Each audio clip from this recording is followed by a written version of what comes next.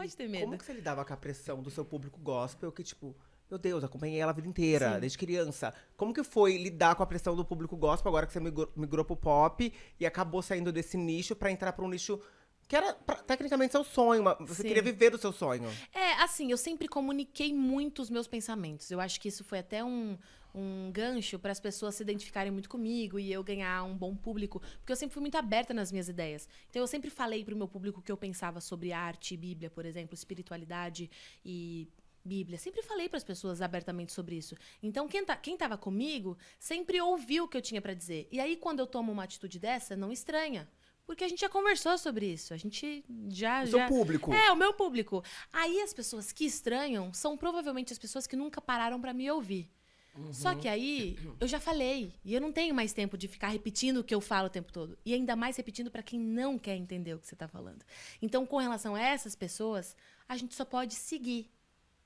E é isso, tipo... Então, para as pessoas que acharam estranho e tal esse movimento, eu nunca tenho o posicionamento de ficar me justificando. Eu acho que eu gosto de me comunicar, porque comunicação é clareza, clareza é gentileza. Eu acho que é um princípio de gentileza. Então, eu sempre me comunico muito, eu falo o que eu penso. Só que, às vezes, as pessoas, elas simplesmente não querem entender. Elas só querem criticar aquilo que elas não acham correto ou aquilo que elas não fariam igual. E com relação a esse tipo de movimento, eu não tenho o que fazer, porque eu não posso parar a minha vida pra ficar te explicando até entrar na sua cabeça, mas só vai entrar na sua cabeça também se você quiser entender. E as pessoas não querem entender, essa é a verdade. Então a gente só pode seguir, essa é a única opção. Então quando eu via alguma resistência e eu já estava em paz comigo, com Deus, do que eu tinha que ser e fazer, eu apenas seguia. E foi o que eu fiz, tipo assim, e é o que eu faço na minha vida, eu sigo. O que eu sei que eu tenho que fazer, eu sigo. E faço, entendeu? E aí as pessoas vão falar, e é isso aí, gente, essa é a nossa vida. Hoje em dia, infelizmente, é assim que as coisas funcionam. A gente tem que aprender a lidar, só não pode parar. Então, teve certa resistência, só que eu sempre falei muito para as pessoas que um dia eu ia fazer isso. Porque tem um motivo. Eu acho que tá tudo bem cantar sobre outras temáticas, porque o crente também é gente. O crente passa por experiências da vida humana, a nossa... Vida não é só o espírito, é corpo, alma e espírito. A gente é uma totalidade. Então não tem por que falar só de uma vertente sua se você tem tantas outras.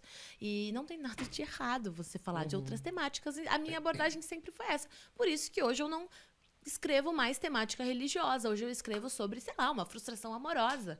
Ou simplesmente uma música para proporcionar um tempo bom para você quando você estiver com as suas amigas. E tá tudo bem. Isso... também é de Deus, entendeu? Sim. Tá feliz também é de Deus. Fazer as pessoas festejarem também é de Deus. Ajudar alguém com uma música a partir de uma experiência humana também é de Deus, sabe? Mas é muito louco você falar isso, porque eu vejo que isso não muda a fé, né? Claro que não. Que, tipo assim, independente de onde você esteja, se você esteja num, sei lá... Quem é a Alexa? Ela é muito religiosa. Super. Mas ela é do funk, entendeu? É que eu acho isso... na minha cabeça, isso fica... Eu fico muito louco quando eu vejo as pessoas rotulando coisas do tipo, não, isso não pode fazer. Sim. Isso a Joelma, pô. Eu acho que Joelma assim, eu aí. acho que o grande problema é que a gente quer se meter na experiência alheia. E você só vai conseguir entender a sua própria experiência. Você não pode julgar Sim. a experiência do outro, porque ela não é sua. De que propriedade você tem? De que lugar você fala do outro? Se você não está no lugar do outro, se você não é o outro. Não tem como você julgar a experiência de fé de alguém só porque ela tem traços diferentes da sua experiência. Não existe isso, sabe? Não existe isso. E a gente também tem que ter o exercício de saber apreciar a experiência do outro. E aprender com a experiência do outro. E saber enxergar Deus na vida do outro, da forma como o outro está vivendo. Existe uma coisa chamada graça comum, que, na minha opinião, e pelo que eu estudo, é a imagem e semelhança de Deus em toda a criação, sabe? E a gente tem que ter olhos para ver Deus no próximo. E nem sempre o próximo vai ser uma cópia da gente. E não é para ser. Não é pra ser. E a gente tem que ter a sensibilidade de, saber que existem experiências de vidas diferentes. E o seu olhar tem que ser de compreensão e não de julgamento. Eu quero te compreender, eu não quero te julgar. Eu quero olhar a sua experiência de vida pra te compreender cada vez mais. E não julgar a sua experiência baseada na minha. Não existe isso. Então, eu acho que é isso. Somos múltiplos, diversos, e a gente precisa aprender a apreciar isso pra se compreender cada vez mais. Por isso que a gente tá um surto coletivo que ninguém entende ninguém. Nossa, Ninguém quer sim. compreender ninguém. Elas querem julgar. Eu só quero que você seja igual a mim. É só isso que eu quero. É isso. Sim. Por isso que a gente tá todo mundo surtado. Tipo, A gente é diferente, ponto final, caramba. Aham. Cada um tem uma experiência, cada um tem uma jornada. Você vai passar por isso desse jeito, eu daquele jeito. E é isso, cara. Por isso que eu sempre acompanhei a Priscila, porque a Priscila sempre foi assim. Ela sempre falou do amor de Deus muito livre. Você não rotulou, desde que eu te acompanhei, você não rotulou muito, assim, tipo, das pessoas ficarem com medo de se aproximar de Deus. Eu, por exemplo, a Rafa sabe, eu vim de família cristã desde pequena, Assembleia de Deus.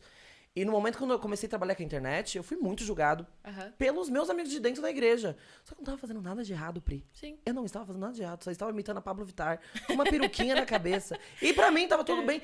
E eu me colocava num lugar de, tipo assim, eu sinto Deus ainda. Não acho que Deus me abandonou. Porque Claro que Deus não te porque eu abandonou. estou dançando, ou porque eu estou brincando com meus amigos, sabe, assim? Ou porque porque você só tá sendo você. eu não podia. Lembra a fase que eu comecei? Foi muito difícil pra mim. Porque, além disso, tinha o meu processo de ser gay. Então, eu fiquei, tipo, meu Deus. Todos os meus amigos da igreja viraram a cara. E eu fiquei, tipo... Eu só... E aí, como eu vou falar de Deus pras pessoas? Porque meus amigos estão com medo agora. Porque chega uma ali e mete uma boca e começa a falar assim, ai, Deus condena, Deus não sei o quê. Infelizmente, Deus, ele acaba sendo rotulado pelo rótulo que as pessoas colocam nele, né? Sim. Então, enfim, quem coloca um cristão como representante de Deus vai entender e ver Deus como esse cristão representa ele. Sim. Então, se você representa um Deus errado, é esse Deus que você vai estar apresentando para as pessoas. Então, é realmente uma coisa que eu tomo muito cuidado, só posso falar por mim, né? Eu tomo muito cuidado, eu oro muito por isso. Tipo, cara, eu quero realmente ser um reflexo, imagem e semelhança de quem Deus é, para quando as pessoas olharem para mim, elas veem realmente a imagem e semelhança de Deus. E é um processo, até o final da minha vida, eu vou estar tentando me parecer com Jesus o máximo possível. Tentando. E esse é o processo, é sobre isso. E a verdade é uma só, Deus não abandona ninguém. Tipo... Que loucura! Tô louco, Que né? loucura que não sei quem colocou na cabeça das pessoas de que Deus é capaz de abandonar quem ele ama. Por quem ele ama, ele morre, ele dá a vida. Como é que ele abandonaria? Não faz sentido. Não. Te cansava, Pri? Tipo, ai, não sei o quê. Agora tá no pop. Ai, mas ela sentiu de tatuagem. Tipo, você As sentiu pessoas- esse tipo julgamento? assim, até essa semana, desse- eu falo assim, galera, por que eu fico em silêncio? Porque é a milésima tatuagem que eu faço e as pessoas ainda estão E sempre falando. é um eu tabu. vou fazer mais 20 na 50ª vão estar falando de novo, então por isso que eu não falo mais nada. Deixa o povo falar, tipo assim... né, enfim, a gente não precisa trazer detalhes de assuntos, mas olha as notícias horríveis que a gente teve, por exemplo, essa semana com as nossas crianças brasileiras. Olha o tipo de coisa que acontece. E é com a tatuagem da Priscila Alcântara que o povo tá preocupado. Vá lavar uma louça. Vá dar alimento pra alguém. Vá cuidar de alguém. Vai orar por mim, que seja. Mas não gasta seu tempo com isso. E eu não vou gastar tempo. Eu acho que, assim, tudo que a gente alimenta cresce. E eu não vou alimentar essas vozes sobre a minha vida. Eu não vou amplificar essas vozes da minha vida. Enquanto as pessoas tacam pedra, a gente não pode parar de construir. Eu não vou ficar pegando pedra e tacando de volta. Porque nisso eu perco tempo. E tempo é precioso. E eu tenho que saber onde eu deposito a minha energia. A minha energia só vai ser depositada em construir coisas que eu acho... válidas, coisas que eu acredito. Eu acredito em paz, justiça, alegria, eu acredito no amor, eu acredito na arte, eu acredito em Jesus. Eu vou construir coisas enquanto as pessoas estão jogando assim, e tudo que elas jogarem em mim eu ainda uso pra minha construção. Então eu não perco tempo falando assim. Eu não me encho o saco porque eu não lamento que me ofendam. Eu lamento que as pessoas tenham que ofender umas às outras. É isso que eu lamento. Então, assim, pode me ofender. Eu não vou lamentar, a pessoa me xingou. Nossa, que pessoa babaca me xingou. Não, eu lamento que você precisa disso. Eu respondi pela primeira vez em muitos anos um comentário. E não foi nem me defendendo, mas a pessoa falou assim... Eu fiz um... Enfim, a música que eu vou lançar amanhã tem uma super reflexão. E eu postei um trecho dessa reflexão com a foto da minha tatuagem. A pessoa comentou assim... Só consigo olhar pra essa tatuagem. Aí eu falei... Que pena, esse é o problema. Você só consegue ver a tatuagem. Você ficou cega pra reflexão que eu trouxe, você ficou cega pra autocrítica, você ficou cega pro senso, você ficou cega porque você só olha pra aquilo que não importa. E aquilo que importa você não consegue ver mais. E por que incomoda tanto tá na sua pele, é o seu corpo, as suas escolhas? Porque isso que pra mim não tem que ser um tabu. É as escolhas da Priscila, no corpo da Priscila. O outro incomoda a gente quando a gente é incomodado consigo mesmo, eu acho. Sim. Você coloca pra fora que você não... Se você é mal resolvido consigo, você vai ver problema na vida de todo mundo. Vai ficar falando da vida do fulano. Porque tem problema aqui. E é mais fácil eu apontar o dedo pra falar de você do que apontar o dedo pra mim mesma. Dói apontar o dedo pra gente. Dói se olhar no espelho e ver o que tem aqui Autoconhecimento dentro. dói, autoconhecimento Minha filha, é 6 dói. anos de terapia, eu sei o que eu tô falando, entendeu? Eu sei as crises que eu já tive de olhar pra dentro de mim. Então é mais fácil ficar olhando pro outro, entendeu?